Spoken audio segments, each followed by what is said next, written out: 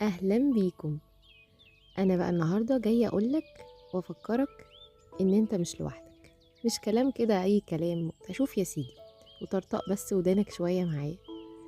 أنت طبعا ممكن تكون عارف إن أنت كذا حاجة في بعض، من ضمن الأجزاء بتاعتك دي هي النفس من صفاتها إنها تحب تحسسك إنك أنت مختلف، اللي عندك مش زي اللي عند الباقي، إنك أنت في كوم والباقي في كوم تاني. هي مخلوقة بالشكل ده، بتحب دايما تفصلك عن الباقي بأي طريقة بقى، حتى لو كان اختلافك ده في إن أنت تبقى مظلوم أكتر، بتعاني أكتر من اللي حواليك. اتفقنا؟ ممكن تفكر ساعات وتقول محدش بيحس بيا وبالمعاناة اللي أنا بمر بيها، او محدش هيحس انا حاسس بايه، مهما وصفت محدش هيحس انا حاسس بايه، انا طول عمري حظي كده، او باي طريقة تخليك انك انت تبقى منفصل عن الباقي. بس الحقيقة بقى غير كده خالص. الحال ده مش حالك انت لوحدك وبس، انت مش منفصل عن الكل.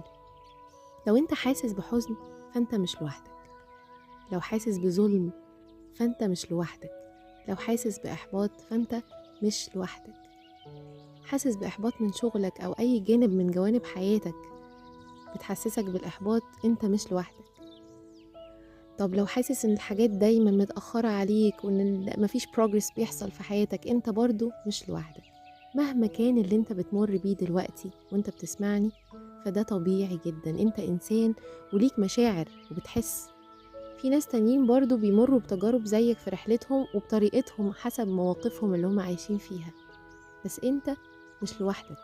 احنا كلنا مع بعض في الرحلة الكبيرة قوي دي، بنمر بتجارب منفردة بالفعل لكل واحد، بس actually احنا كلنا بنتشارك في التجربة البشرية الكبيرة قوي جدا هنا على الأرض. ولما بتاخد دلوقتي لحظة وتفتكر كده ان انت مش لوحدك، ده هيساعدك انك تكون ألطف مع نفسك ومع اللي حواليك، وتحس باتصال أكتر بنفسك وباللي حواليك. ما انت خلاص ما بقتش في كوم تاني، انت جزء من الكل.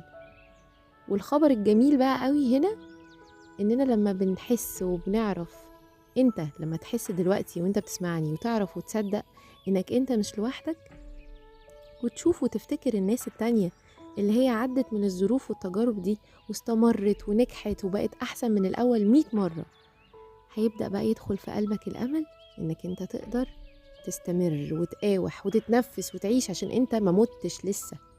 اوكي؟ وتعدي تحديات. افتكر دايما انك انت مش لوحدك.